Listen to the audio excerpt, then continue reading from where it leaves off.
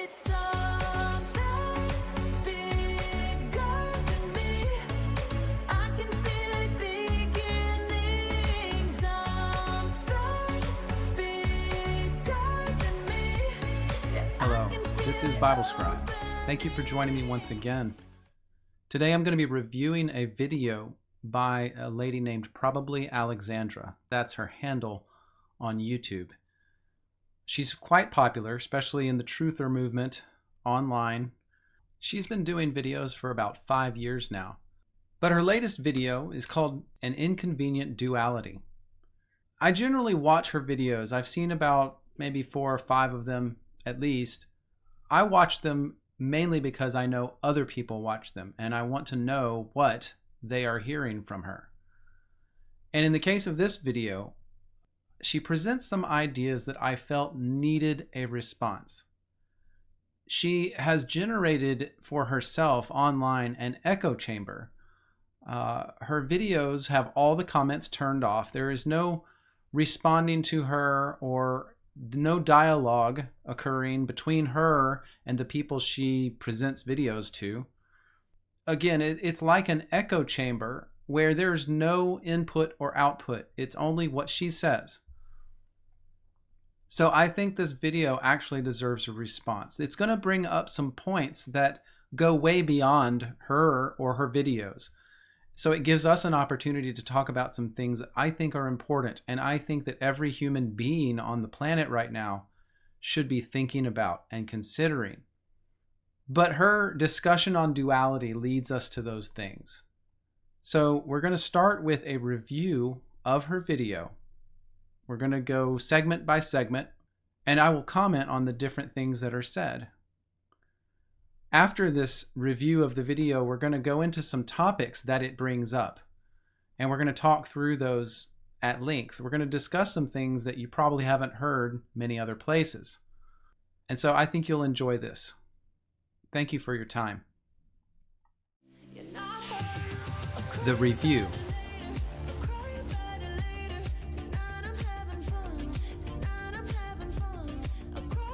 So let me bring up her video and we'll start to go through it piece by piece. We've come to expect Satanism to be overly evil, graphic, and dark. This creates a polarization in society, an us versus them mentality.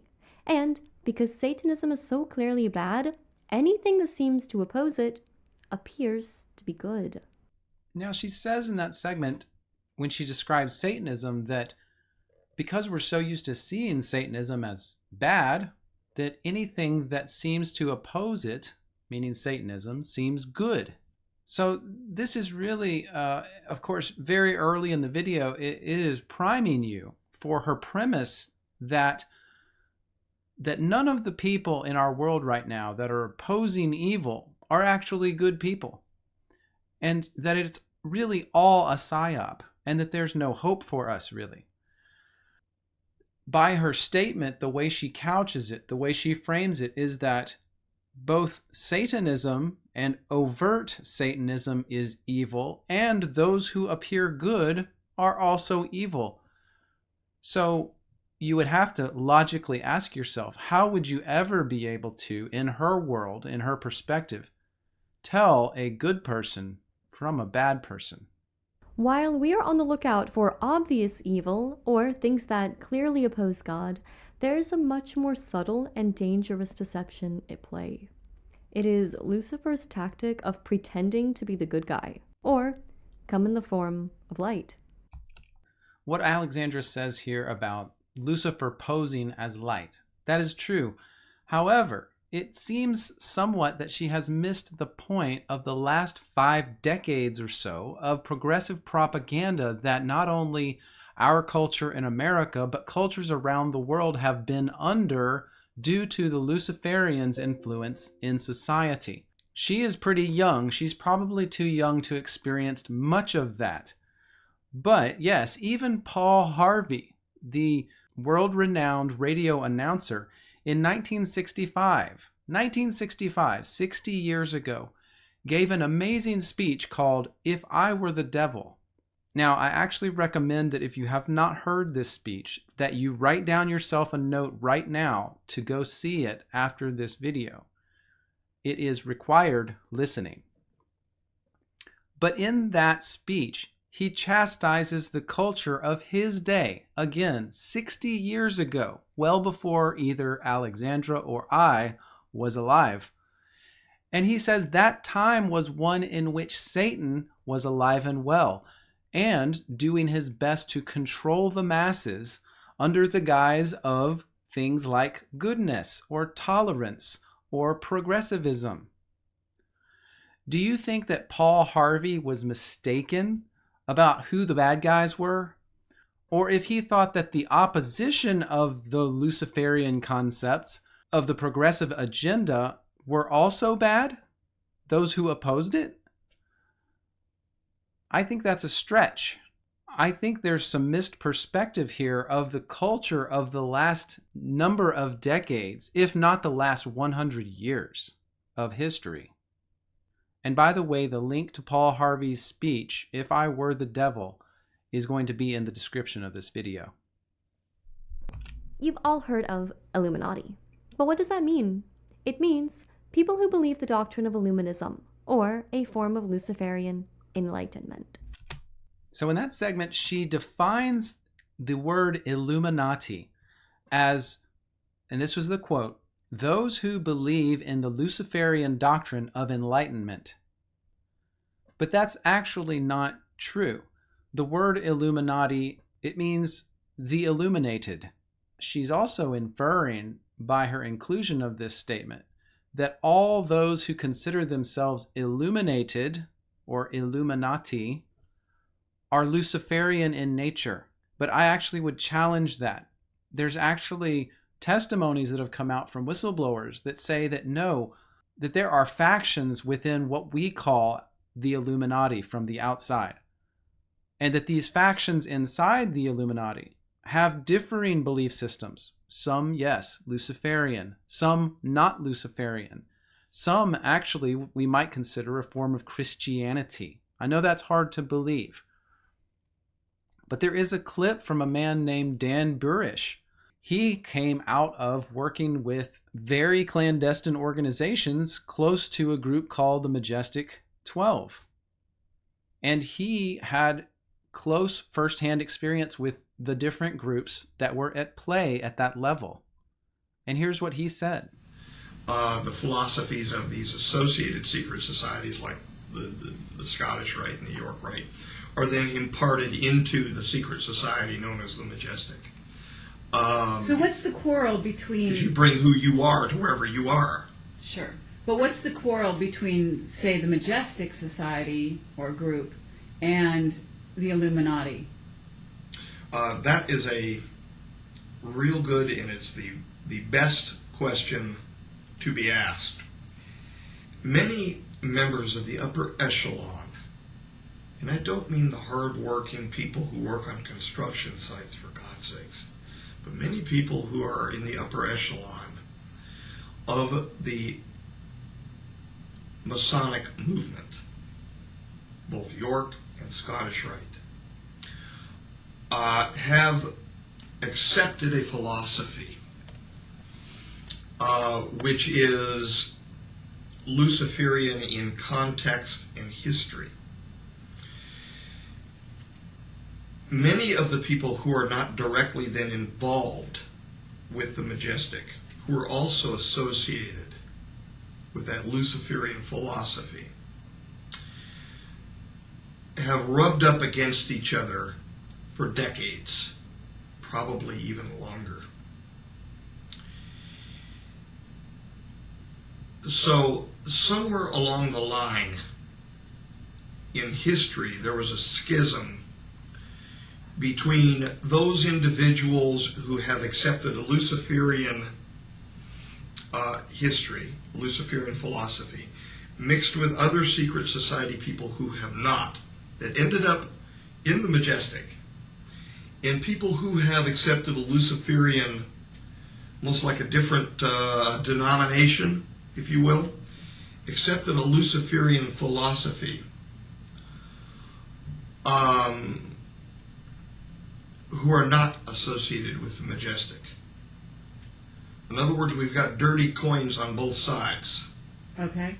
And when you say a Luciferian Now, philosophy, meaning a materialistic, and for lack of a better term, when it comes to the actual European Illuminati, satanic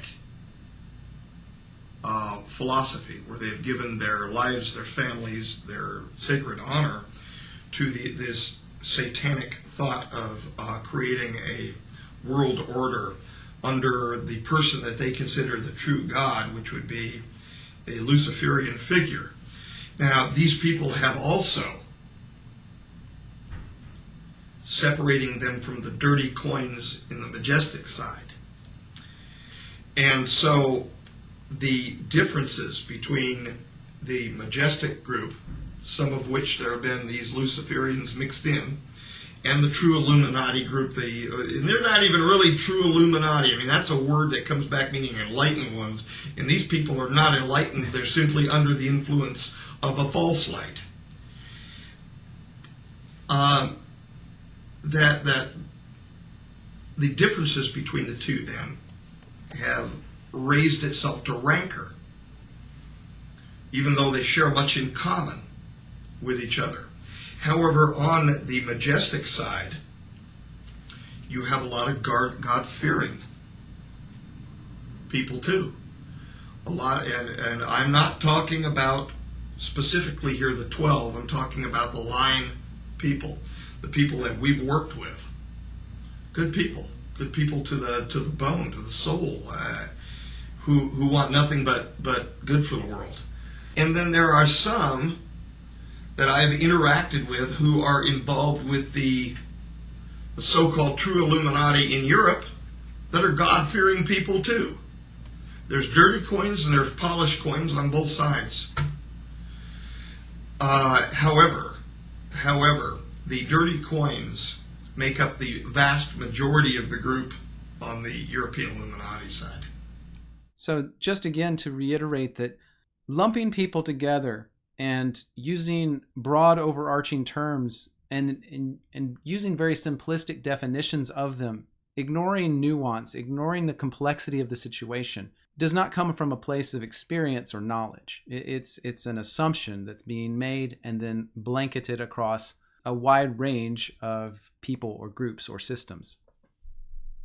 Many of us are familiar with the occult's obsession with duality, dark versus light, good versus evil. Lucifer, represented by the planet Venus, is seen by occultists as both the morning star and the evening star, symbolizing balance. They believe he embodies both good and evil, which is where the deception starts. Now, in this segment, she has mentioned both the cult's, as she calls it, obsession with duality, and that Lucifer represents both good and evil.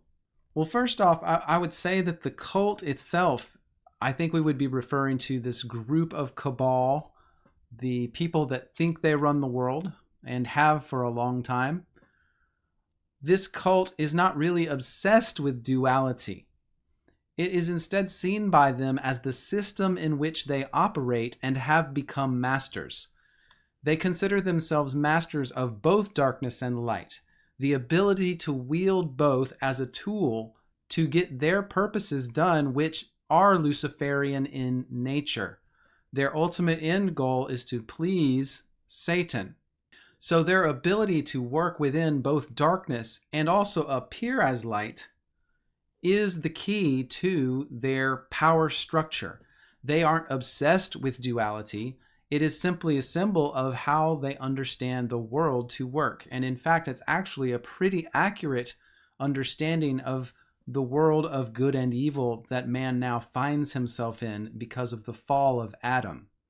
And I will say these Luciferians do feel special, quote unquote, because they recognize both good and evil and can play both sides of the coin from time to time. It's all about achieving their end goals. The ends justifies the means. So to reduce that complex understanding to an obsession with duality is not entirely accurate and doesn't help us any in understanding the picture of what's happening in our world. Now, number 2, when she mentions that Lucifer represents both good and evil, the fact is that Luciferianism and Lucifer himself doesn't necessarily represent both good and evil. But instead, Lucifer is a representation of hedonism, the love of self, and the purpose of self-service over all else. And that is why the Luciferians use both light and dark for that purpose, self-service. They manipulate the system. They use the system to achieve these goals. And you can actually see this represented very clearly in some cultic documentation. I've particularly found that the religious beliefs of the Process Church of the Final Judgment, now this is a cult that arose in the 70s out of the LSD movement and became very popular in California specifically after it had crossed the ocean from England. And actually, Aleister Crowley himself was very influential in this organization at one time. Others frequented the organization, such as Charles Manson, whom you may have heard of. But the religious beliefs and doctrine of this group used to be online, and I was able to dig them up. And here's what they say. They had 3 factions in their organization: the Luciferians, the Jehovah worshippers, and the Satan worshippers. Lucifer, according to them, is a god of love, a god of harmony and gentleness, a light bearer who seeks to lead man out of the hideous darkness of this world, in which he suffers the agonies of death and deprivation, the anguish of torturous conflict. Lucifer seeks to lead man into the soft and pleasing ways of a quiet, unobsessive, guiltless, fearless, harmless self-indulgence. His is the scented road of sweet and unpretentious luxury. Lucifer's road is the road of success. To him, success is life. Lucifer loves the world. He loves the beauty of it. He loves all the secrets that are inherent in it, and he desires that man too should love the world. Do you see how everything with Lucifer is wrapped up in man fulfilling his own desires, getting what he wants, using the system, whatever means necessary to get satisfaction in this life? It says Lucifer is life. He is the light of life that shines in the darkness of death. And where there is ugliness, Lucifer brings beauty to conceal it. Again, trying to use lightness or goodness to hide darkness, because in the end, all that matters for humanity is that it satisfies its own desires. And in the Process Church of the Final Judgment, this doctrine is where the Luciferian participants would act out in orgies and sexual ritual, because it was completely about the satisfaction of one's desires, physical or otherwise. Now, the second of the 3 doctrines of the Process Church of the Final Judgment is the Satanist, or Satan. Their unholy trinity is Satan, Lucifer, and Jehovah. It says Satan is the great god of ultimate destruction. He stands beyond the gates of the human game and awaits the blast of the trumpet that heralds the end. For he is the end. He is the bringer of doom. His creations are the throngs of archangels that stand at the summit of existence and the crawling, hideous monsters of the pit that writhe in swirling darkness of the bottomless void. And between the two is the world of men. Satan rules the regions of the mind unhinged. He rules insanity. His people are those who have blindly escaped from human reality and its preset values, and have either delved into the strange world of physical sensation without the restraints of mental barriers, and have plumbed the depths of sensuality, carried indulgence of the body to its limits, and left the logic of the brain behind. This is again where you get into some of the death magic, the sex magic, and the ritualistic self-harm rituals that you see Satanists perform. Again, these doctrines so mirror the different factions of the, quote, illumined that we see at play in the power structures of the world.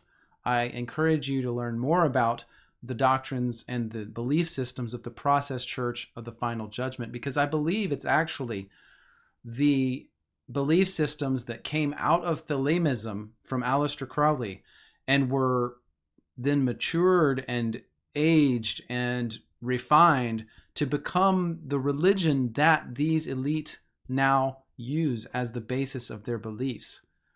Again, some are these Luciferians, some are Satanists. And just remember too that these doctrines come from the perspective of these corrupted individuals. Trying to make it too simplified is a mistake. Trying to just say that this cult is obsessed with duality. That doesn't even scratch the surface of the things we're talking about. And as we saw in their doctrine, Lucifer does not represent both good and evil. It has a specific thing that Lucifer represents. In 1 John 4, we are told to test the spirits. Do not believe every spirit, but test the spirits to see whether they are from God, for many false prophets have gone out into the world. These false prophets can look like believers. They might be working under the guise of light, but pushing an agenda designed to deceive even the elect, as Matthew 24:24 warns. And then as she mentions the verse from Matthew 24 about deceiving the very elect, that actually is a part of the Olivet Discourse. It's also mentioned in Mark chapter 13, the same statements that are in Matthew 24. So that is a confirmed part of the Olivet Discourse, which was literally all about the time period leading up to AD 70 and the destruction of the temple that Christ was telling his disciples about in that address. So it's very plain that it is about that time period and has nothing to do with what we are experiencing right now. The false prophets say just enough to make you feel like they could be believers, but their hearts are not in it. So I found it interesting here. She shows this image. Now, throughout the video, she actually shows quite a few different images, so you kind of have to keep up. They go by really fast. But I have to fault her for this a little bit because she's not including these images or what these images are saying in her discussion or her discourse at all. She's kind of throwing them at you, assuming that you're going to see and catch on to the meme and then believe it without her having to explain anything. It's a little bit presumptive, and I don't really like it. So what she does in this particular image, she shows a meme that is saying that whatever image that this Q image is, which who knows where it came from, who knows who made it. By the way, the person who posted as Q never posted this image at all. This image that says dark to light with the hashtag QAnon on it. That hashtag was never used by the person who called himself Q. This image has nothing to do with that person. It has to do with someone online who decided to make it after the fact.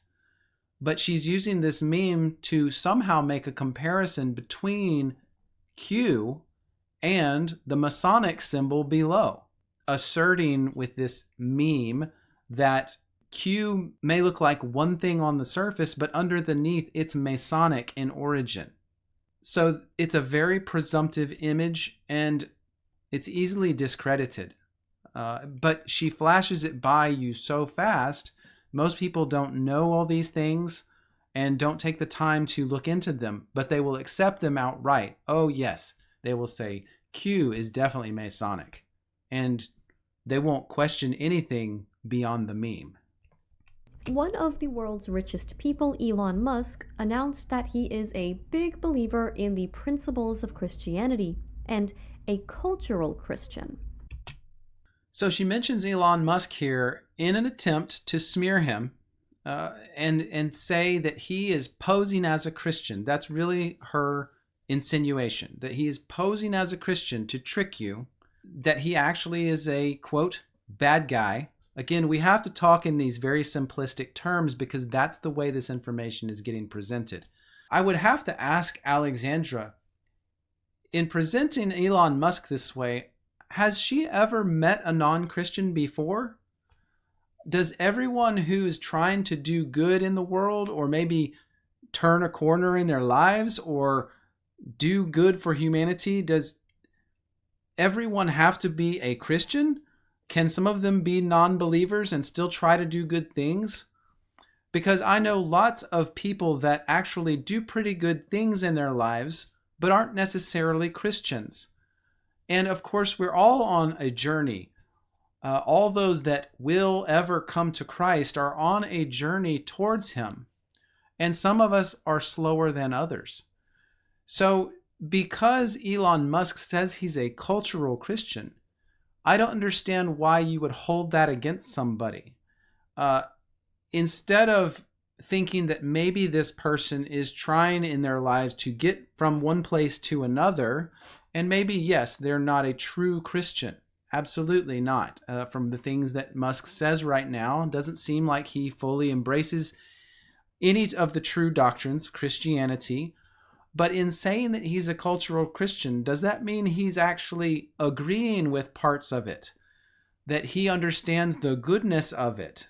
Or are we just going to outright decide that Musk is an infiltrator and an agitator and a deceptive person? Because it seems that through his actions over the past couple years, that he is moving towards something that is better than what he came from. Of course, he does have some bad things in his past. His family doesn't have the best history. His previous wives are obviously not the best of people. For instance, I'm thinking of his previous partner, Grimes, who is a music artist. She is absolutely a Satanist. But perhaps there is some sense in which Elon has come out of that.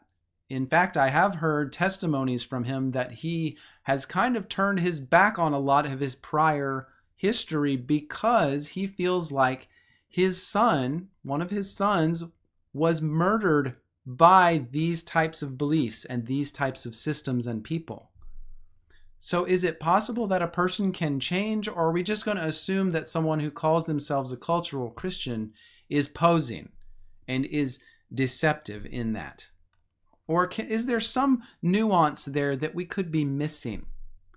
Is there some world in which we can allow for people to not be Christian, but still be embracing some of the good things that are available from Christianity, from a belief in God? I think I want to live in that world where people can be at all stages of the game and not all of them are deceivers. There are hidden agendas being enacted through facades of exoteric things like promising prosperity and freedom from the oppressive cabal. But it's just the other side of the coin. And more control and enslavement is the ultimate goal, even if it's packaged as a utopia instead of the dystopia we've been conditioned to believe in. So she says that even if good things are on the horizon, it's just the other side of the coin. That the ultimate goal is just more enslavement and control. And that even if it seems good and it's packaged as utopia, it's bad. So my question is, when do we ever get to believe anything good might ever happen? Apparently, according to this viewpoint, even if anything good seems to be happening, it's got to be bad. What dualism implies is that if the devil is dark, the other force of light must be good. That is a lie.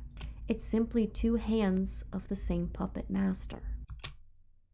So in those statements, first she says, if the devil is dark, the other force of light must be good, but that's a lie. So again, if, evil is wrong, but you see something good happening, that's definitely a lie too.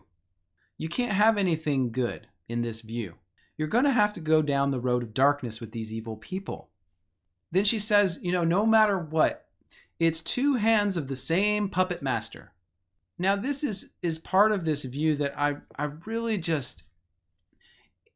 It's something that we in the Truther movement should actually understand. If you've ever studied the flat earth cosmology, you may have run across, it's actually Hindu mythology that says that the world itself actually is flat, and it rests on the backs of elephants that rest on the back of a giant turtle.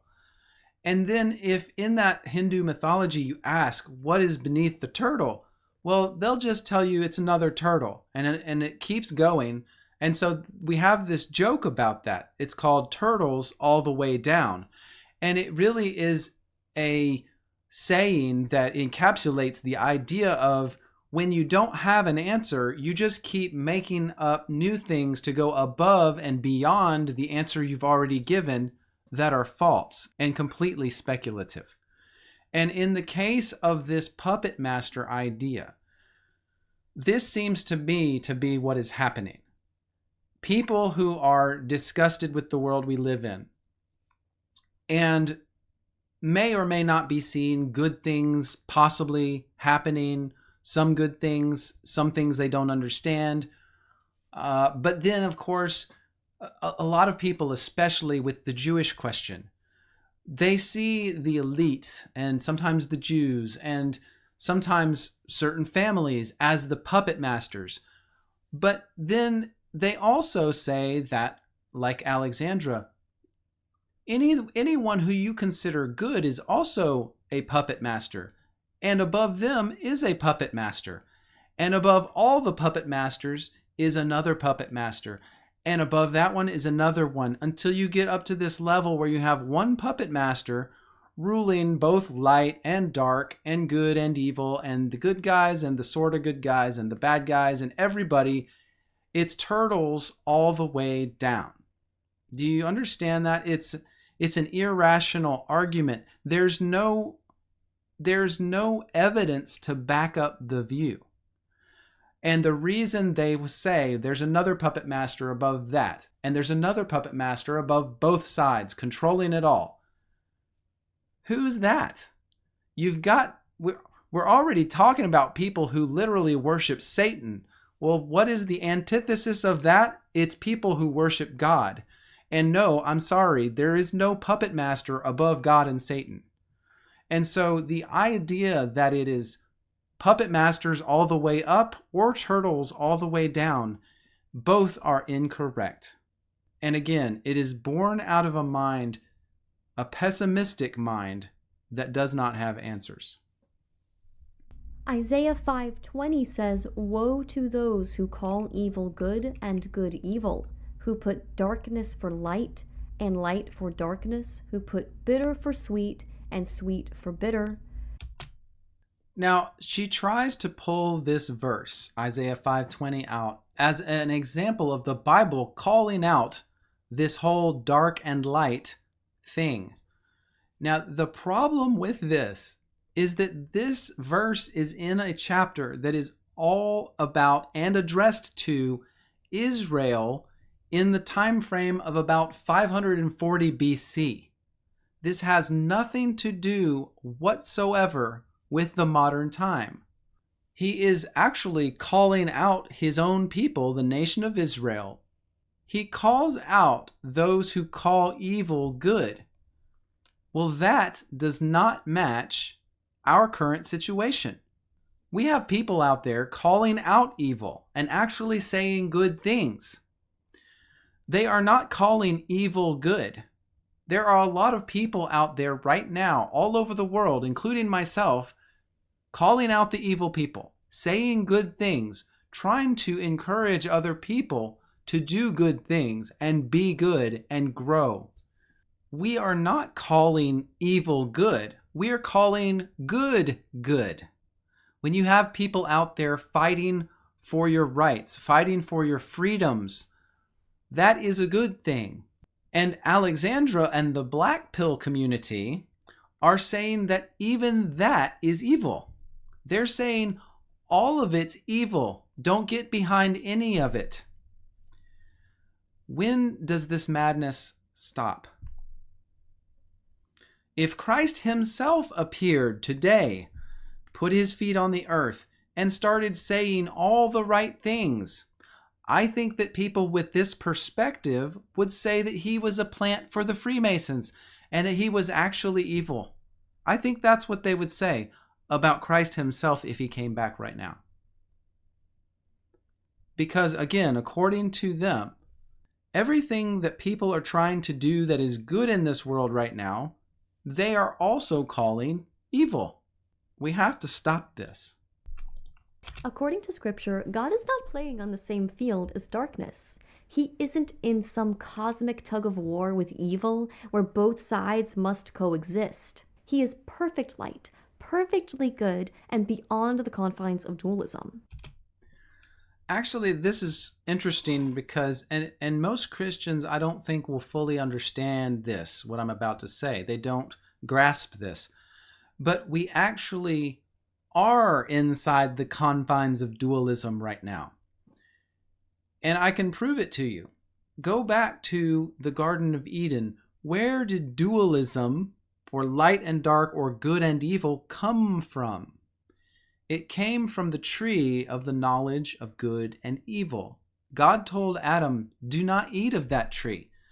The reason God told Adam that was because prior to eating of that tree, Adam had a bright nature, a kind of metaphysical nature. He was partially physical, but also partially spiritual. He could speak to angels and see them. He could walk with God in the garden. He could do things that mortal man cannot do. But when he ate of that tree, he was brought into the realm of full-on materialistic physicality. And that is a system of good and evil. It's the way God created it to be, but he never created man to be within it. So because of Adam's sin and Eve's sin, now humanity is inside this world of duality where good and evil exists, and we must choose between them. We must do either right or wrong. And that is the nature of our existence while we are in the body.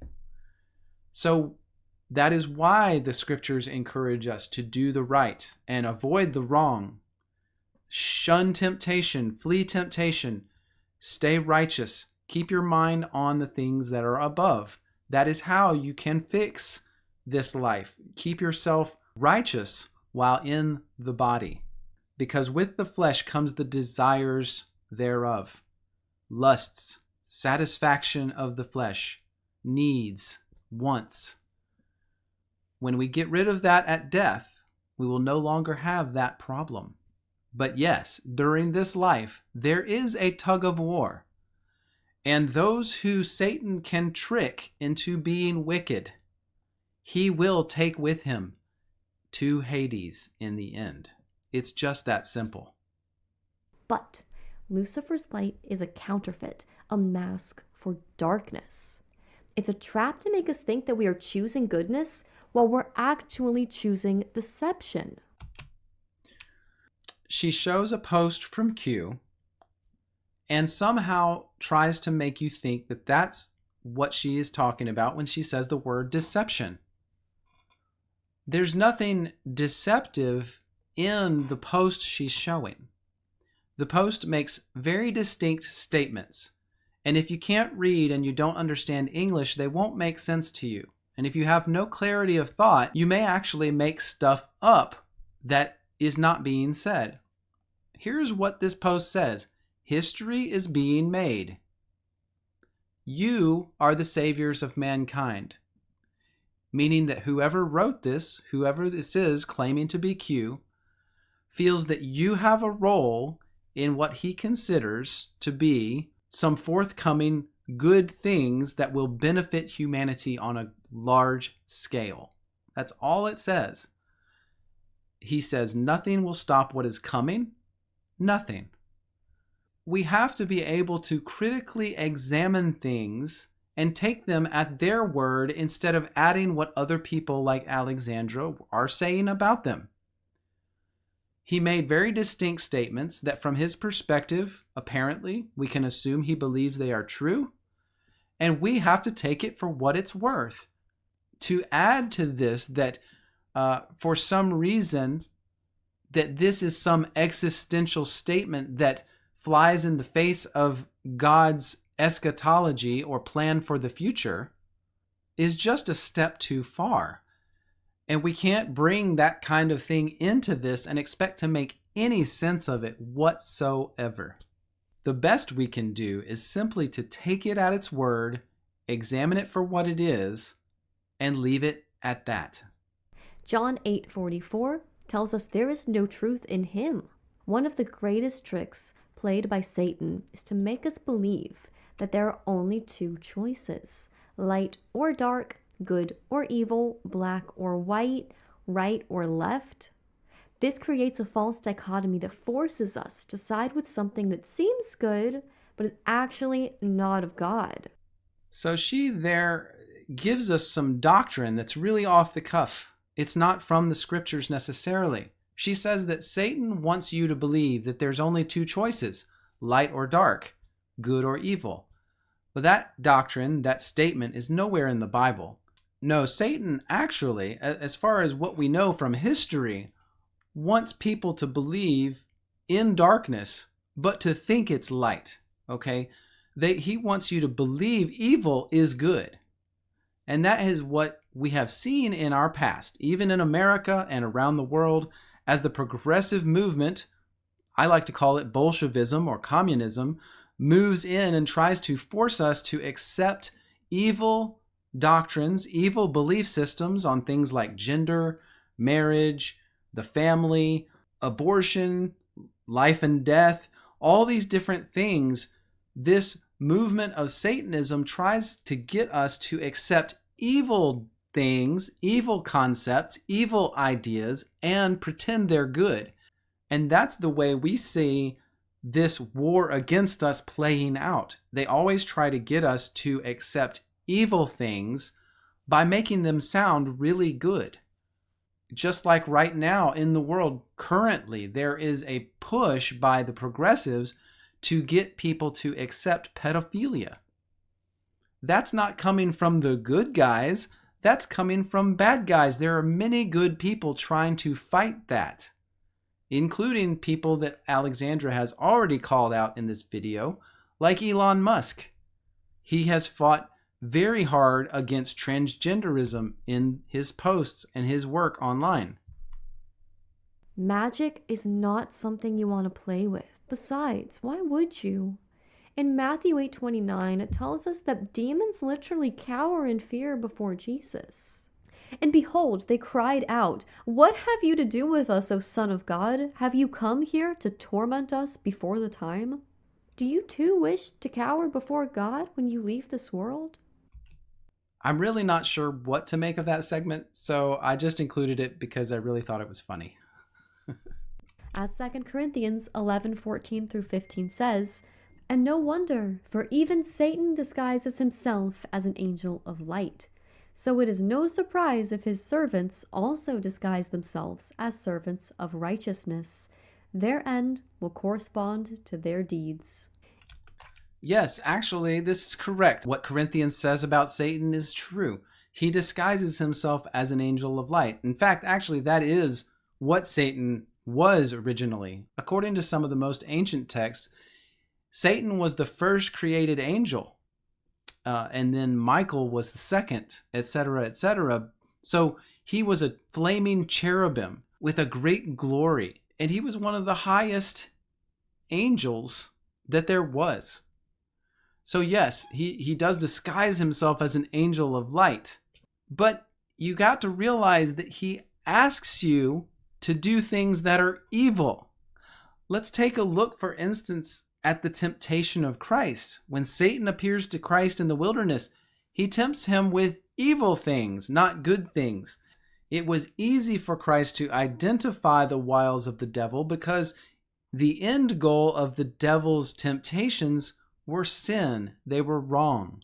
And in the same way, Christians are still able to identify when things are sinful and wrong because they twist scripture, they twist our ideas of goodness to hide the fact that they are darkness.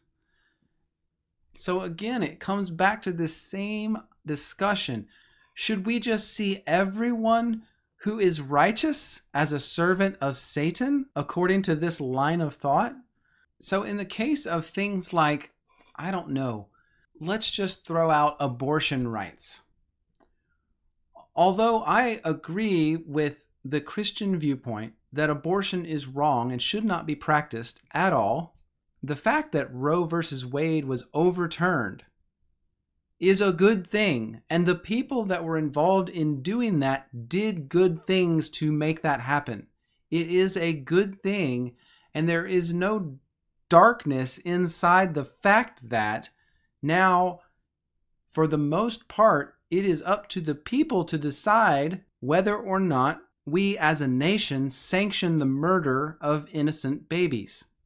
Now, it may not be all that needs to happen for that situation to be correct and right, but it is a good step. It is the correct step and is a good thing. So if we somehow sit back and say, nope, it was a bad thing, they're using it against us anyway, it's like you don't even want to win this war. It's like you don't want to fight. Because we can only win a war when we make small, incremental changes for the better. It takes time. We have to win one battle at a time. It can't all come instantaneously as if we were waving our magic wand. Things don't happen like that in the real world. Here's an example in everyday terms. Imagine walking down the cereal aisle. On one side, you have colorful, sugary cereals marketed to children. As adults, we know they aren't good for us, but just a few shelves away, the same company offers healthy cereals marketed to adults, boosting heart-healthy claims.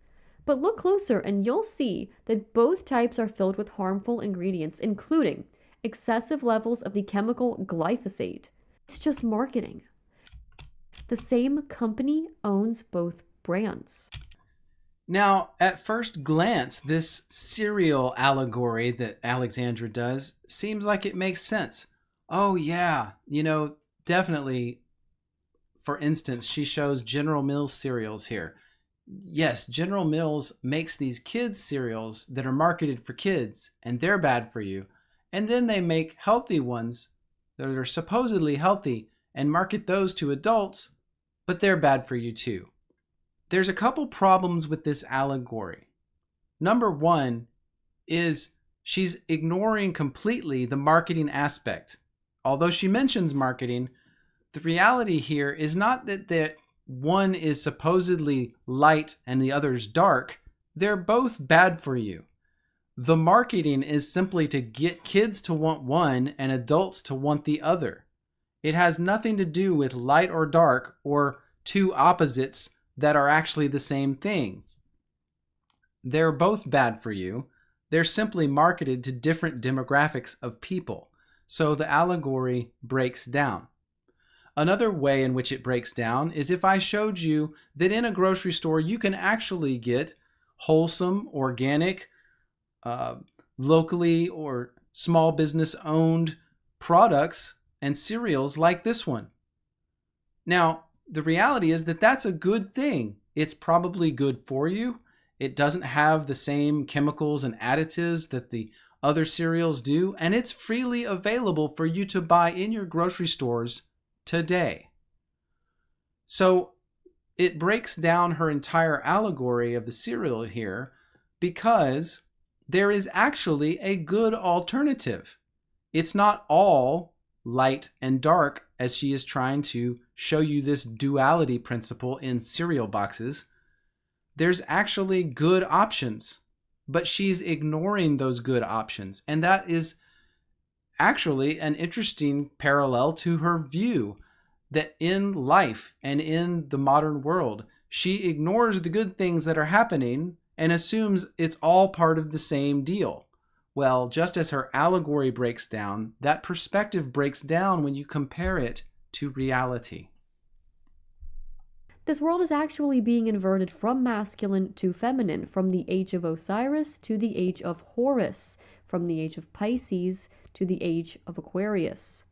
Since the powers that should not be believe in the equivalence of opposites, the transition we're seeing in world powers and proposed futures, not of dystopias, but of utopian medbeds, no taxation, treasury notes, gold-backed currency, etc., is just part of the occult show.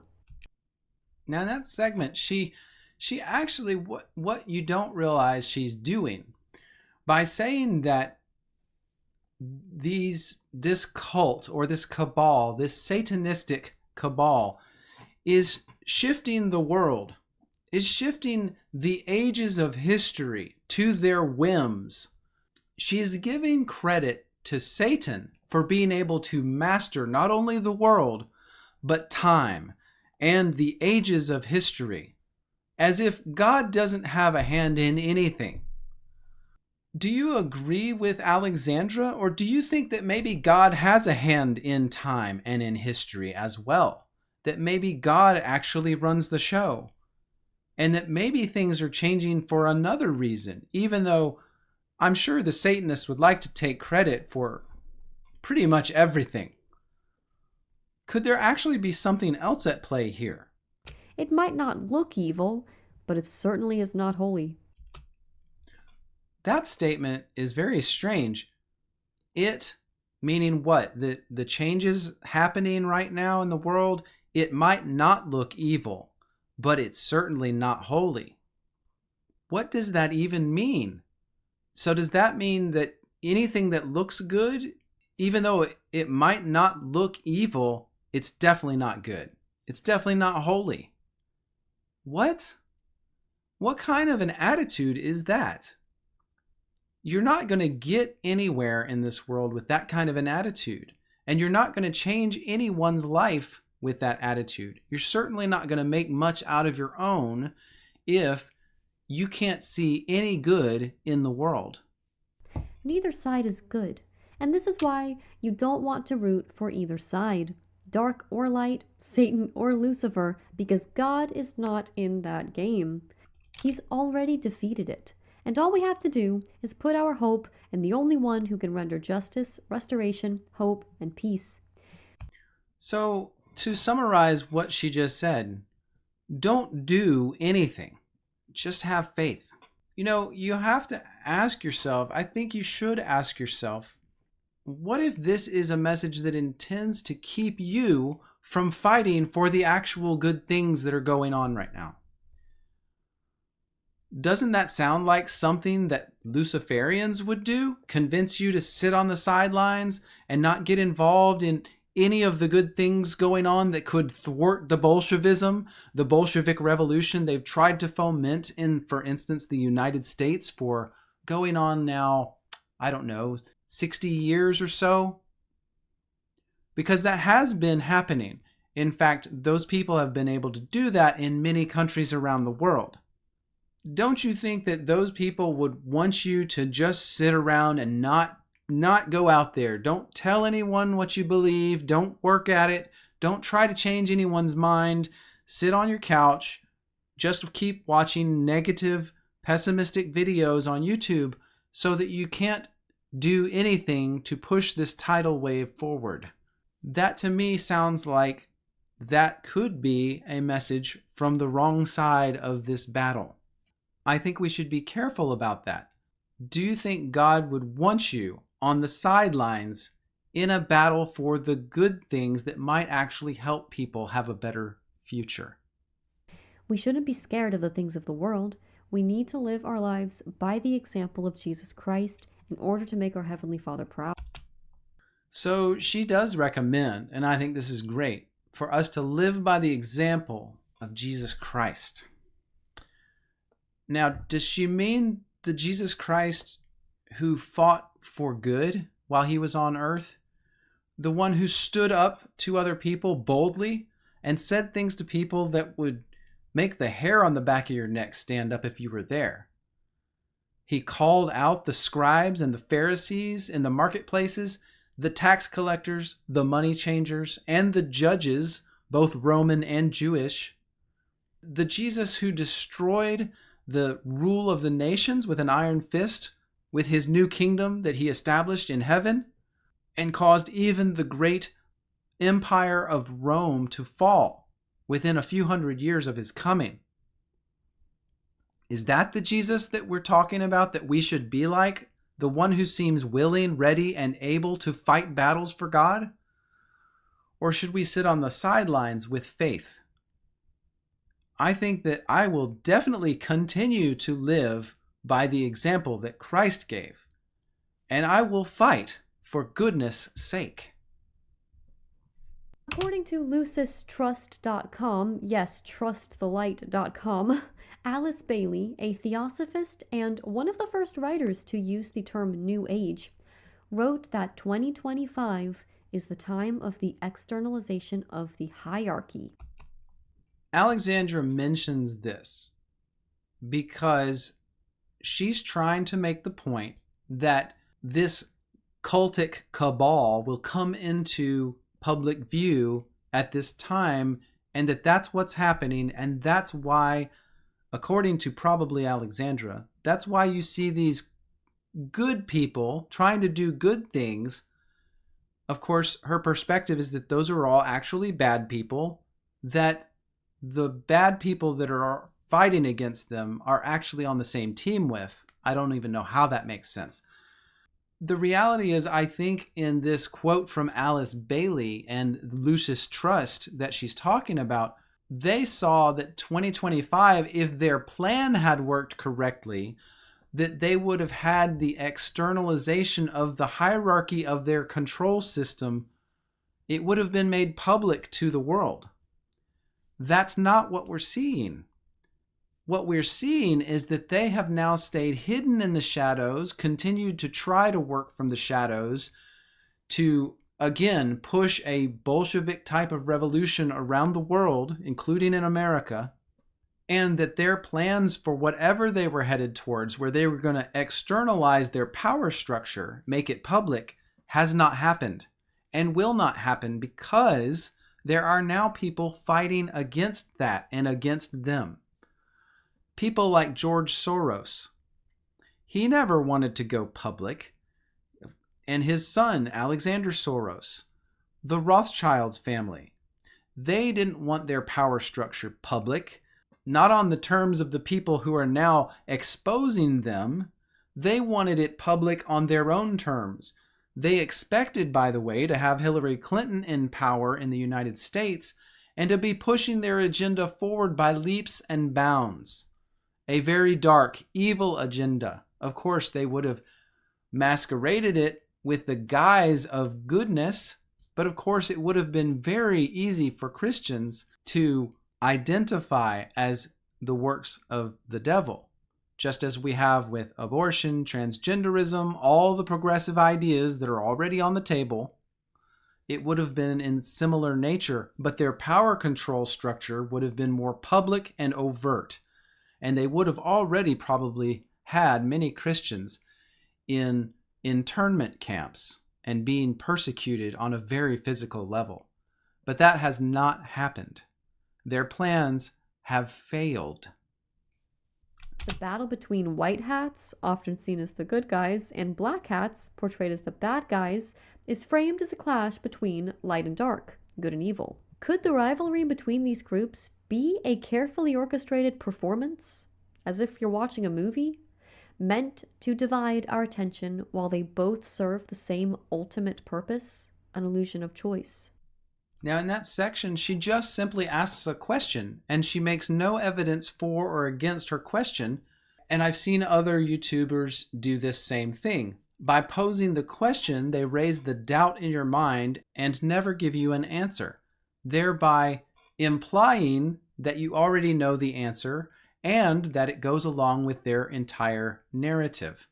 She asserts in this segment that everything you see, everything, good guys, bad guys, people doing things that you should like, actually, and people doing things that are evil, that they're all working together. And she has no evidence to back this up. What we actually see in the real world, if you're watching, is that there are people working very hard to make sure other people can't do what they want to do. We do see a real battle going on. We see people getting hurt. We see lives at risk. And to say that no, behind the scenes, these people, all of them, they're just shaking hands and patting each other on the back, is quite short-sighted, especially considering the fact that if the people in power in, say, the Obama years had wanted to stay in power and simply implement their evil plans for us, they would have just done it. There was nothing to stop them. There would be no reason for that, quote, puppet master to play out some global charade in front of us. There's no reason for that. It doesn't make sense. This perspective doesn't make sense. No, all they had to do was put Hillary Clinton in office and then start shipping Christians off to FEMA camps. But they couldn't do it. They were stopped by good people trying to make things better. If you can't understand that, I don't know what I can say to help you get through this and be an actual productive part of this society. Whether they call themselves this or this, this or this, this or this, at their core, the ultimate goal is the same, no matter which group wins. Now, I just wanted to mention, in this long list, she mentions Jews, Jesuits, Freemasons, Satanists, who, by the way, they all work together. Okay, there's not much difference between those groups. They have a lot of overlap. And then on this card, she has globalists and anti-establishment. Globalists should go on the previous card because it, again, overlaps all those things: Jews, Jesuits, Masons, etc. But anti-establishment, these are not globalists, and these are not the Jews, and they are not the Jesuits or the Freemasons. Those groups have been fighting against anti-establishmentism for their entire existence. Anti-establishmentism is absolutely against every other thing she put on that list. And the reality is that if she wanted a balanced list where she was trying to say all these things on both sides of the coin are the same, she would have had to come up with more, quote, good things to show. The problem is she doesn't have things. It's actually really good things. And so she can't denounce them. She can't degrade them and make them a part of this Satanist agenda. So again, this tactic of these cards and the things she's listed here breaks down. It doesn't work for her. And then she applies to all of these things the Hegelian dialectic, the idea of thesis, antithesis, and synthesis, or problem, reaction, solution. She just generally applies it to everything she previously said and tries to make you think that it is the cause and effect for everything that's going on, even the good things, even the bad things, everything.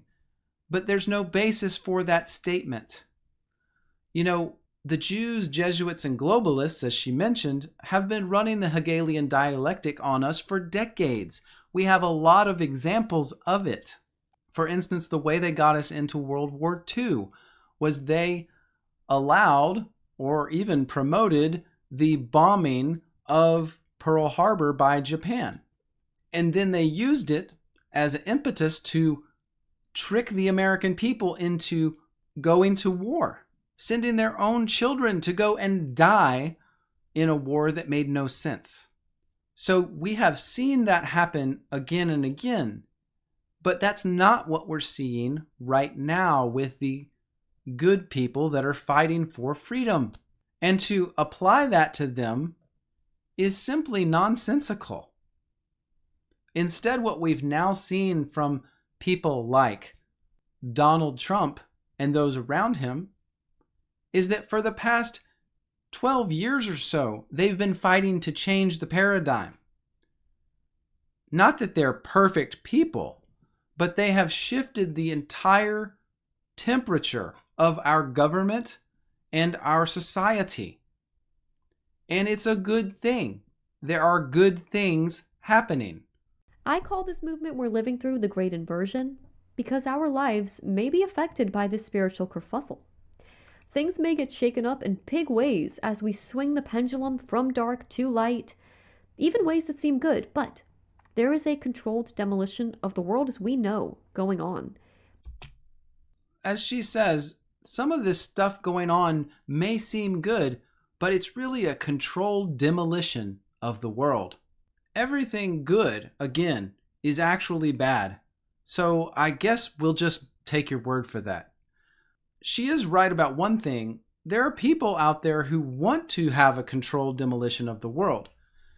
And that's specifically the globalists, the Bolsheviks, the communists, the Satanists. But that's not being done or supported by any of the good guys. Take Putin, for instance, and what he's done with Russia. It's now one of the most Christian countries in the world, period. And would you see that as a Christian? Would you see that as a bad thing? He's obviously a player on the dark side, according to you, and he's doing evil things, although for some reason right now he's got the most Christian country in the world, where Christians are allowed to freely practice their religion. Amazing how that works. But you're blaming people like him too. You're blaming all the good people in the world as being part of the bad guys. That seems quite wrong. The Great Awakening exposing the Great Reset, so to speak. I think the next year or two will be very confusing and bumpy, especially for those banking on humans to save us. So she says, buckle up. It's going to be bumpy for the next few years, especially for people that expect any humans to save us. Buckle up and try your best to focus on God's word and not the news or social media. She says, focus just on God's word and not on the news or social media. Don't read news and don't look at social media. Don't use independent reporters who are busting their asses daily to try to get information out on social media so that people do know what's going on. Don't look at any of that. Don't keep your eyes open. Don't stay awake. Just go back to sleep and stay in your house. Just read your little Bible that Grandma gave you and sit on your couch. Don't do anything else in the world. Don't get involved. So we should just ignore everything going on in the world, keep our noses buried in our Bibles, and let it all go. Just let it all happen. Don't even care about your fellow neighbor who may be going through something that you need to reach out to. Don't worry about that, because it's all going to be demolished in the end. Don't let anything going on externally steal the peace that comes from the living God. Don't let anything going on steal your peace. The problem is that that view is opposite of what Christians should be in the world. Christians are supposed to be the peace in the storm of this world. We are supposed to, and if we can just for a second look back in history at Christianity and how it has existed through the centuries since Christ, our Savior, came. Christianity was the rock that held societies together. We were the ones going out and helping our fellow neighbors. We were the ones taking care of the poor and destitute in the history books. Christians did that. So yes, I will continue to take the position that in this storm that's going on right now, this conflict, this crazy time we're living in, Christians are the peace. Don't sit back and ask God for peace. Go out into the world and be peace. The Bible warns us of a great deception rather than a glorious awakening. Could this be part of the very deception we've been warned about? So here she says something that's quite revealing. And I don't know if most of you know this. She is a futurist in her eschatology. So she believes that Christ will come shortly, probably. Based on the things she said in her videos, she believes that Christ will come back soon. and rapture Christians, take them away from the world so that they will not have to go through any of the bad stuff that's going to happen in her eschatology. Because according to her eschatology also, the Antichrist will appear on the earth and will rule for a long time and will control everyone and oppress people, especially anyone who claims to be a Christian after he appears. And she believes that the things in Revelation about the beast and the false prophet will come to pass in her future. But the problem is that in the context of the things she's talking about, the great deception, that's in Mark chapter 13, in the Olivet Discourse, which is literally Christ talking to his disciples about the next 40 years in history, not our time period. Everything Christ talked about in Mark chapter 13 already came to pass. So no, Alexandra, this is not the great deception that you're talking about. However, this strategy might not just apply to us, the common people. It also seems to work among the elites themselves. They too appear divided, yet these divisions may be mere theater. So again, I just want to reiterate that Alexandra sees the battles going on between the different groups of elite people as a complete theater, complete show. Again, I'll go back to the fact that if the elites really wanted to control over us, they could have easily implemented it by putting Hillary Clinton in power. Yet they did not do that. They were not able to do that. Their plans were thwarted. Obama had been setting up for it for years. He had built FEMA camps. He had established FEMA as this organization that really had no oversight by we the people. He also had gotten involved heavily with the UN. As far as I understand it, many of our lands in America were given over to UN control. All those things were in place. All that they would have had to do to take control of us and enslave us, as Alexandra is talking about, would be to have put Hillary Clinton in power and let her implement all the plans. In fact, that was their plan, and it was thwarted. There's no way you can convince me, because I can and have been a business owner. I can put myself in the perspective of making those kinds of decisions.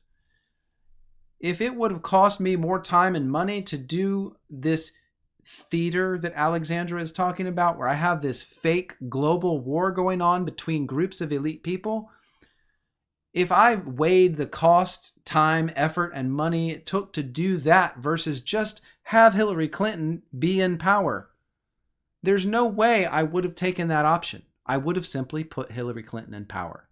Yet that did not happen because that plan, as it was in play, was stopped by other people who want something different, something better. Again, the perspective that's being shown in this video does not match our reality. How many times have we seen people implicated in horrific crimes on the boards of the places claiming to prevent them? Yeah, that's true. We have seen that. And the example in the picture in front of you is Disney and Ghislaine Maxwell. But the problem is with this statement is that only one side of the war we see being waged right now is doing this. It's the globalists. It's the Satanists. It's all on the same team. The ones who set up these, for instance, the Clinton Foundation that goes into Haiti and uses it as a front for trafficking children out of Haiti. But you don't see that from the other side of the coin, from the good side. So again, the perspective breaks down and the evidence is all on one side of that perspective, but not on the other. In a world of deception, the only way forward is to seek the truth relentlessly.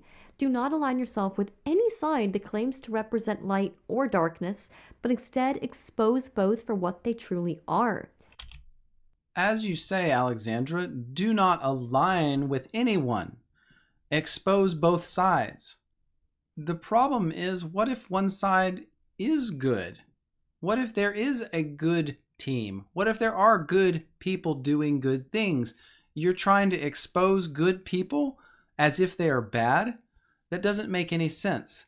So you're suggesting that we stand outside the battle that we're watching, mock both sides, and help neither side, even if they're serving our own purposes.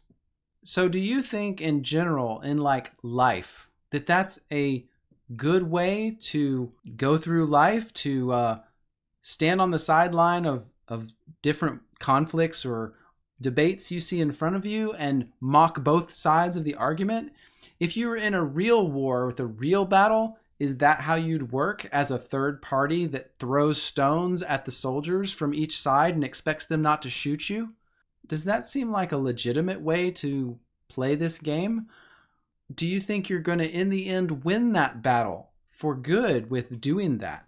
Do you think that you're going to make progress for the kingdom of God by throwing stones at everybody, regardless of whether they're good or bad?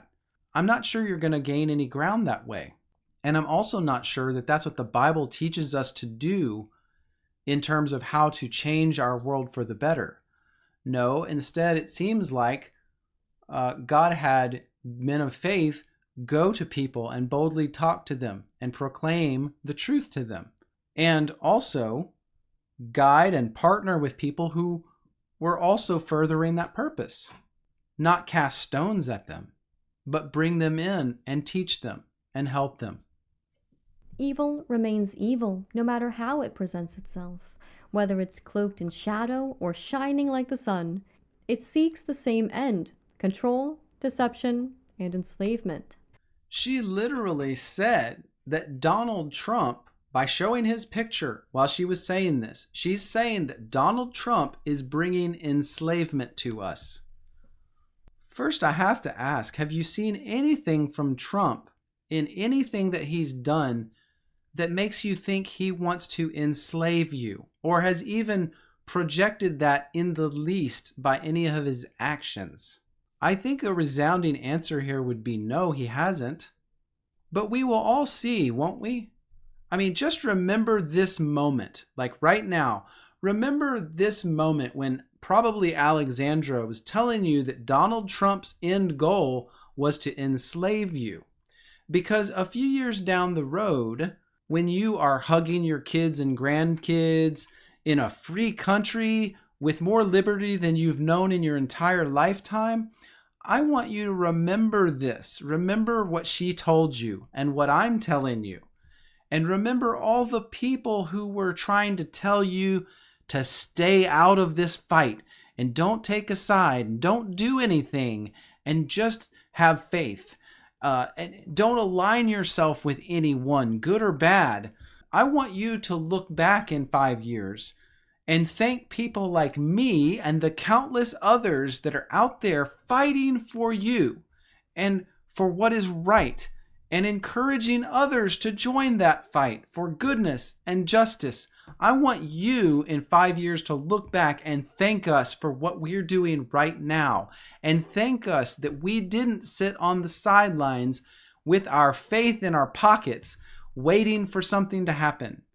That we got out there and said things to people that encouraged them, that helped them move forward from where they were, that helped them to be better people, and in fact helped move them towards God and towards Christ in a chaotic time in our history. Remember this moment 5 years from now. Even the dualistic fight we see today, the so-called Great Reset versus the Great Awakening, is part of the same Luciferian deception. It's like the forces behind the scenes are funding both sides, manipulating people into a false sense of choice. The same way the same families fund both sides of a war. She's saying again, both sides are the same, and that the same people fund both sides of a war. She's inferring that the same people are funding everybody in the current political and global climate. The facts are the facts, and what she's saying is not true. It is false. Although in the past there have been many wars where, yes, both sides had funding come from the same places. However, for one, you can look at the history records and the tax records of a man named Donald Trump, and you can see that he has self-funded everything he is doing. Period. You can also look at the money of a man named George Soros and how many different places that money has gone and what has it accomplished. That is completely evil. Absolutely moving us towards globalist, one world control mechanisms, while the other has moved us in the opposite direction. Please allow your perspective to match reality. So that finishes up the review on the video, but we're going to go now into a few more little topics that come from what we've talked about now and come out of it so that we can understand even better. They told me I was out. On security. Tried to knock me down. Took those sticks and stones, showed them I could build a house. They tell me that I'm crazy, but I'll never let them change me. Now I've actually looked up probably Alexandra on her website and her Substack page, looked around a couple of her different platforms. She explicitly says here on her website that she does not do interviews. As I mentioned before, she also doesn't allow comments on any of her videos. But I would love for her to come on my channel with me and defend her views. I think that our discussion would be incredible. And I think it would do a lot of service to the people that listen to her and I on a regular basis. Online, she makes a huge deal about her privacy. I mean, I do find that a little bit odd, seeing as how there are tons of people now that are out there saying the things that she says and much worse, including myself. So why would she be scared of saying the truth in the public sphere at this point? I don't really understand. I mean, why doesn't she just join the crowd? I personally have been speaking boldly online about everything she talks about for years now. I was even doing it when we were being censored for it.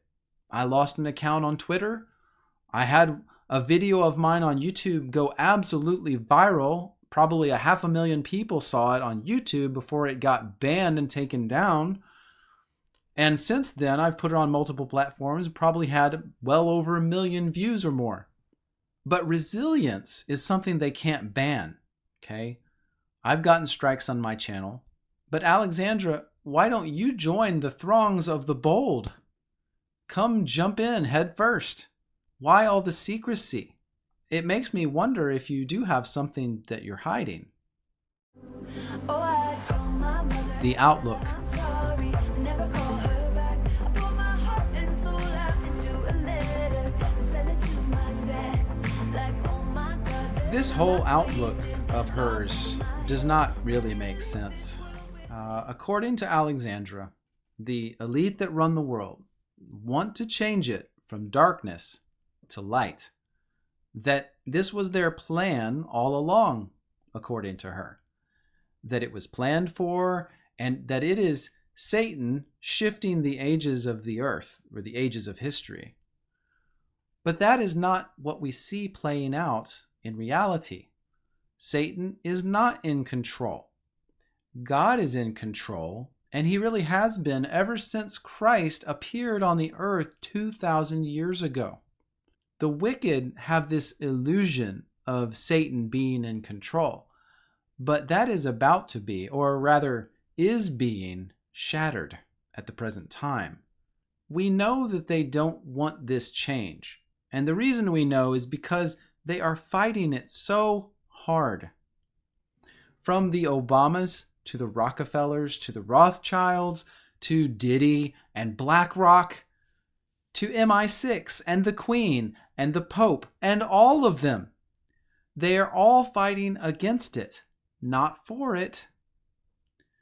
Their plan for the world was to plunge us into complete darkness and control, a time of ignorance and corruption that the world has never seen in history. They were even so deluded as to think that they were going to change the timeline of the world from God's plan to Satan's plan. They were that deluded, but they have failed. They now are finding out that God will always win. It has been foretold since the beginning in everything that God and Christ have ever done. Satan will be defeated, and that rests on no single man's shoulders. No president, no secret agent, no military group, no single person. But God will move history towards its final conclusion. And you need, in this time, to stand up for what's right. Fight abortion. Fight transgenderism. Fight racial propaganda. Fight big government. Fight human trafficking. Fight the destruction of borders. Fight the destruction of culture. Fight the destruction of religion. Fight communism. Fight Satanism. Fight evil. But don't fight good. And please don't sit on the sidelines. Don't you see that the Hegelian dialectic that Alexandra talks about has already failed? This is what we are witnessing now. People are awake enough now to see it happening, being used against them. People are now fighting back against it. And the globalists, they can't do a single thing to stop it. How they see us.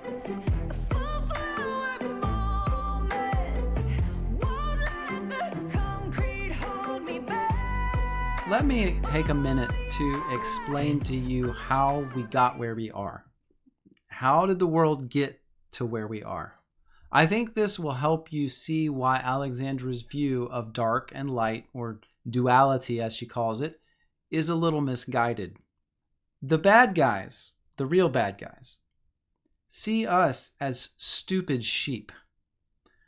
No matter how smart you are or think you are, they see you as sheep or cattle, robots, slaves. This sentiment by the controlling elite has been around a long time, but it arose strongly within the intelligence community throughout the second half of the 20th century, and exponentially grew during the 1980s and 90s, as computers started to allow them to have almost complete global surveillance of humanity. As the CIA, FBI, DIA, Pentagon, ONI, and others gained more knowledge about the civilian population and saw the corruption trickle down even to people's personal lives, they became more and more jaded to humanity. They also felt more justified in using their power and influence to push and control people to their will, watching how easily they could manipulate the entire population with just some news broadcasts on a few major networks. Even agents that entered the intelligence community with good intentions and pure ideals were quickly corrupted, not only by the evils of the organizations of which they were a part, but also by their exposure to the evils of a society like ours on a continuous basis. But even simply seeing and knowing the exposure of the civilian population to things like pornography and their addictions to it, the most upright intelligence agents became jaded. But a precious few were and are able to keep their heads above water in those situations, and to keep their morals and ideals intact in the midst of seeing these types of things, these evils, every day. So, as the intelligence agencies and the people in power over them saw this over and over again, and also were able to control the masses with media via operations like Operation Mockingbird, which is a factual operation that appears to still be in progress at the current time. These elite intelligence groups started to see themselves as, quote, above the masses, as arbiters of their own will.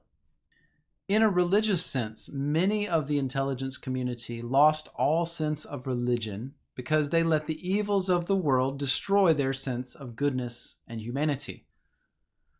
When you only see and deal with evil all day, every day, you have a hard time imagining that there is something else, that there is actually some good in the world. Operating in this darkness and apathy, the Satanists took full advantage of the intelligence community. They were able to sow the seeds and push the idea to many that Satanism was the answer for them, that Satan really does rule this world, and also using honeypot traps to force intelligence agents through blackmail to go along with their plans. The satanic players subtly took control of the majority of the intelligence community over the last 80 years or so. Again, you cannot imagine the darkness that these people deal with on a daily basis, day after day. As this shift occurred and Satanism grew inside the intel community, another group actually did hold fast to a moral view of humanity, and in general, a more godly view. You might call these people white hats. Some groups within the intelligence community are actually still run in a mostly moral way. But a dialogue started to arise within the intelligence community between these two types of groups. We will call them black hats and white hats. This dialogue was really about the value of humanity. Is humanity worth saving? Were people just robots that are the equivalent of mindless slaves that can have their minds changed on the whim of these intelligence agencies? Or are people a creation of God that has the ability to think for themselves and choose what is right versus the wrong? Does humanity even deserve the chance? You can easily see this debate discussed freely and openly in the 2009 movie Watchmen, directed by Snyder. Watchmen portrays the factions of the intelligence community in this movie as a group of superheroes who cannot agree on the best way to help save humanity. One thinks that he is a god and has foreseen that humanity is ultimately doomed. This is the character Dr. Manhattan. Another believes that war is the only path for redemption for humanity. This is the comedian. One believes that salvation will only come through raw justice. This is the character named Rorschach. Another questions whether any good can come from broken people. This is Silk Spectre. Another wishes that they could all hold on to the good things from the past. This is the character Night Owl. And one believes that by sacrificing a part of the population through a false flag, for the overall benefit of humanity, the world can actually readjust and become good again. This is the character Ozymandias. And so throughout the movie, these different characters discuss and debate this idea of how can you save humanity that's so corrupt, there's so much problem. But in the end, a decision is made. And in the movie, a horrible thing is done, and millions of people are killed to save all of humanity. Watch this short clip from the end of the movie. You see, the comedian was right. Humanity's savage nature will inevitably lead to global annihilation.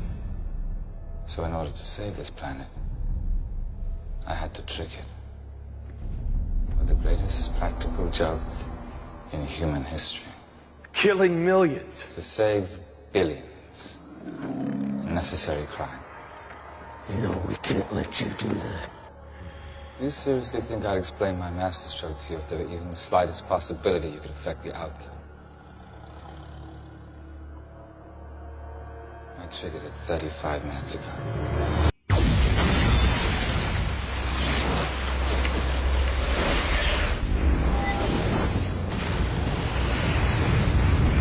My new world demands less obvious heroism. Your schoolboy heroics are redundant. What have they achieved? Failing to prevent Earth's salvation is your only triumph. Since the attacks, I have been in constant contact with the Premier of the USSR.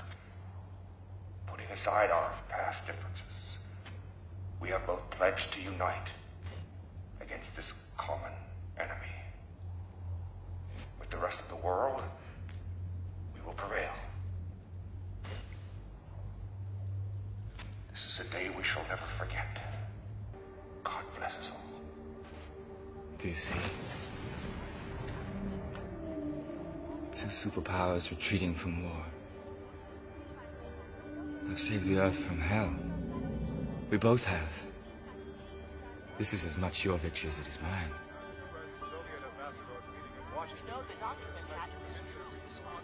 Now we can return. Do what we were meant to.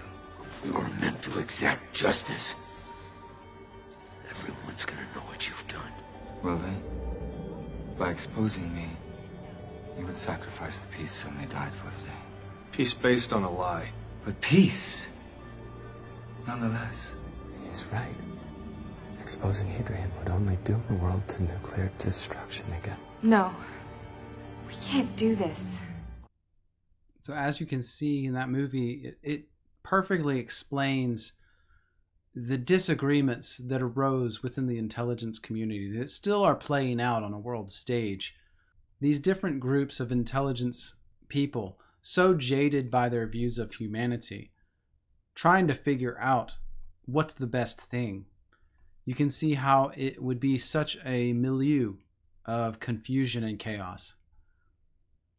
There are actually other movies that also tell this allegorical story of the debate within the intelligence community on how to, quote, save humanity from itself.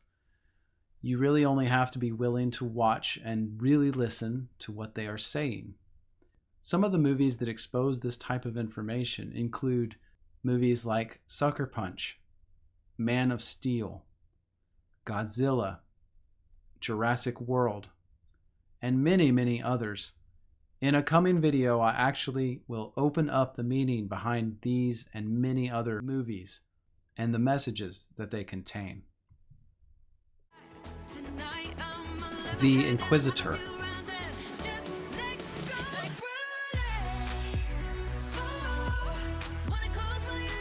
The ironic part of this entire debate is the fact that for the past few decades, while this discussion has been occurring, the intelligence community and those that believe they control the world and us, they were ignorant of a very simple thing. That thing is aptly demonstrated by the tale called The Grand Inquisitor from the brothers Karamazov. This story is found easily online, and I will share the link in the description for the video. And right now I'm going to share with you a paraphrase of that story.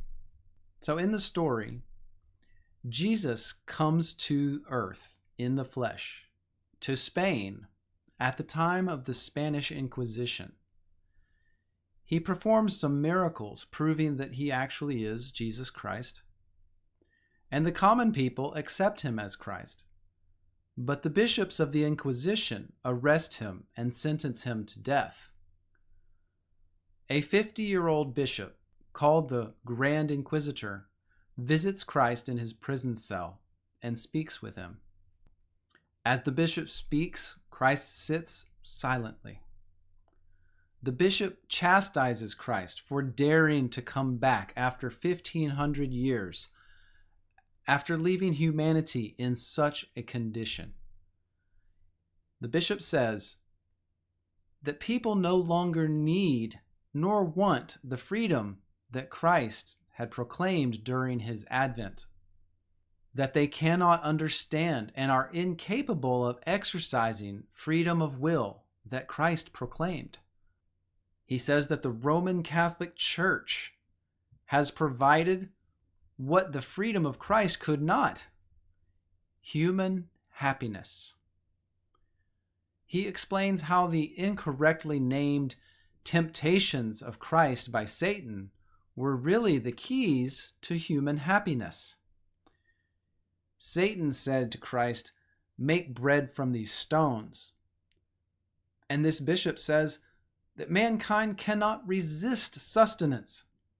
They will hate, fight, and kill for food if they are deprived of it, and they will do anything to get it if they are in want. The next temptation, Satan says to Christ, "Cast thyself down, so the angels will save you." Well, the bishop says that mankind cannot have faith without a miracle, that human faith cannot be maintained by their weak constitutions without the spectacle of the miracle. And yet, of course, Christ did not succumb to this temptation. Then Satan says for the final temptation, "I will give you the kingdoms of this world." The bishop responds and says, the bishop says of this temptation that mankind has an insatiable desire for power and to unite itself under global rule and governance, that mankind only strives to be ruled as one by a global kingdom that will promise him safety, security, and peace. The bishop continues, he says, by resisting the devil in these three temptations, Christ has doomed man who is incapable of doing the same. And Christ knew as much, so the bishop sees Christ as vindictive. The bishop says again and again that men were born to be slaves, and that we, meaning the Catholic Church, have provided them exactly what they really wanted, to be led and provided for like cattle. The bishop in the end of the story is identified as a Jesuit, as a Freemason, and as an avowed Satanist. Having come to the conclusion that man, as a miserable creature, cannot control his own savage impulses, and cannot take hold of the freedom which Christ had offered, that man is better off living under the rule and iron fist of a global governance, the Roman Catholic Church. A system that offers mankind some consistent perception of happiness in this short and painful life. After the bishop finishes his tirade against Jesus Christ in this dark prison cell, there is silence. Christ slowly stands and walks toward the bishop. In silence, Christ kisses the bishop at the side of the mouth. The bishop flinches, and he thinks for a moment, staring at Christ. He then moves to the door, opens it, and says to Christ, "Go and return no more. Do not come again. Never, never." Christ then walks out and vanishes into the night. Now that's the end of the story, but when I first read this story, I did so at the request of a friend. This friend was a philosophy student. But my reaction to this work, I think, caught him by surprise. I reacted so violently and strongly that I don't think he was really expecting that. The reason I had this violent reaction to it is because of the horrid supposition of this story on the nature of man. The bishop thinks that man is incapable, inept, unable to exercise freedom as Christ has prescribed. But there's one problem with his view. In the story, he has lived and grown inside the Roman Catholic Church and worked as a bishop in that system for his entire life. A system which, despite its most philanthropic and humanitarian efforts, is still a system of control, led by men who must keep that control. And so the view of this bishop is skewed by his own experience, his own ego. He sees and only has reference to mankind under the mighty fist of the Roman Catholic Church. So his reference point is wrong. And this is the same reason that the intelligence community and the elite gets their view of humanity wrong in general. So let me say it again. The ironic part of the entire debate of the intelligence community and these elite over humanity and the value of humanity is the fact that for the past few decades, while this discussion has been ongoing within the intelligence community, within these groups of people who control the world, they were ignorant of a very simple thing. They are willingly ignorant of the fact that as they stare at us through their computer screens, their data readouts, and their analytics on human behavior, as they analyze our psyches and wallow in dismay over how people can behave like they do, from their ivory towers, as they reduce us all to ants trapped in a box full of dirt, running the same paths day in and day out. They forget that the whole time that they're watching us, that they have their boot of control on the neck of humanity. They only have judged humanity based on their view of it while they exerted their iron fist of control over it. So they cannot know what humanity would be like if they set it free, if they built it up instead of tearing it down, freedom instead of slavery, trust instead of fear. But they cannot do that. They cannot loosen that grip because that means they lose everything. So they hold on. They hold on because they have invested everything in Satan. They have sold their souls for this worldview. They are the ones who gave into the temptations of the evil one. They are the pedophiles. They are the cannibals. They are the savages. And they know it. The reality is that even on humanity's darkest day, we are nowhere nearly as evil and twisted as they are. They will go to hell. So be better than them. Be the best version of you that there is. This is what Christ wants for you. Grow and help others grow. Sow goodness into the world. Show humanity what God is all about. There are many, many, many, even in high, powerful places, that are fighting for this very idea, night and day, including me, including you. So God bless you in that fight. To Alexandra. But I wanna get it right. Yeah, I really wanna try with you. Alexandra, if you are watching, and I hope you really are, I would invite you to get in touch with me. My email is freely and boldly available to you or anyone on my website, bible-scribe.com. Contact me, respond to this, or do a video response on your channel to this. I think we could have a great discussion here. Prove me wrong. Convince me that, quote, both sides are evil, and that no matter what happens, we are all going to be enslaved and oppressed in some kind of living hell on earth. That is the same message, by the way, that the enemy is giving us.